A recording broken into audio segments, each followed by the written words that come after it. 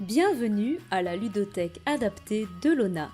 Ici, entre bonne humeur et implication constante, Céline et Laurent mènent énormément d'activités. On a bien sûr l'adaptation de jeu, donc là il s'agit d'un travail de création en atelier, un travail artisanal.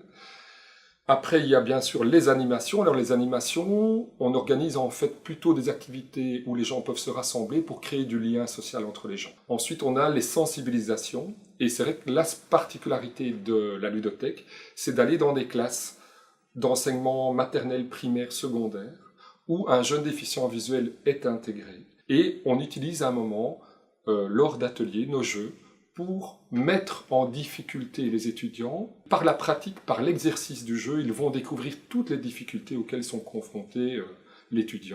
Si le jeu est évidemment au cœur des activités, l'objectif principal de la ludothèque va bien au-delà de l'aspect ludique. L'objectif principal, c'est l'inclusion, c'est l'intégration des personnes porteuses de handicap visuel. Et à tout âge, on est persuadé que le partage du jeu adapté permet vraiment de créer cette ouverture d'esprit, cette compréhension de l'autre. Retrouvons maintenant Céline en plein travail d'adaptation dans l'atelier. Je vais me replonger ici dans l'adaptation d'un jeu qui s'appelle Koa. Avec, c'est vraiment un jeu qui est riche en matière.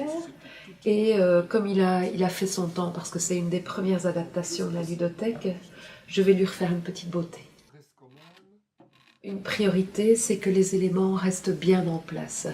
Donc, par exemple, ici, on a les grenouilles. On imagine sur le jeu original, ça c'est le jeu original. Les grenouilles sont posées sur l'illustration. Pour qu'un enfant puisse repérer sa grenouille, qu'est-ce qu'il va faire? Il va découvrir tactilement le plateau. S'il est non-voyant, qu'est-ce qui se passe? La grenouille ne tient pas en place et ce sera très vite le bazar sur le plateau du jeu. Et donc, c'est toujours réfléchir à un système pour que les éléments restent bien fixes sur le plateau. Vous l'aurez compris, nos deux ludothécaires passionnés mettent tout en œuvre pour proposer une multitude de jeux adaptés. Et si vous souhaitez vous-même élaborer des projets, c'est avec grand plaisir qu'ils partagent leur expérience acquise au fil des années. On a toute l'année, que ce soit des étudiants qui sont encore en cours de travail, qui font un TFE ou qui ont des stages à préparer, ou que ce soit, donc, je l'ai dit, des ergots, des logos, des éducateurs spécialisés qui sont en situation professionnelle et eux, au quotidien, doivent gérer des groupes avec des enfants déficients visuels en inclusion, eh bien alors, nous, on les invite à prendre rendez-vous, parce que souvent on va leur accorder 1h30 de notre temps, pour parler justement de tous les éléments qu'eux-mêmes peuvent mettre en place pour favoriser l'intégration. Donc, bien sûr qu'ils vont repartir avec du matériel de chez nous, parce qu'il existe, mais on leur donne aussi toutes des pistes pour pouvoir, dans le cadre de leur pratique au quotidien, de mettre eux-mêmes des choses en place. On est vraiment ouvert à tous.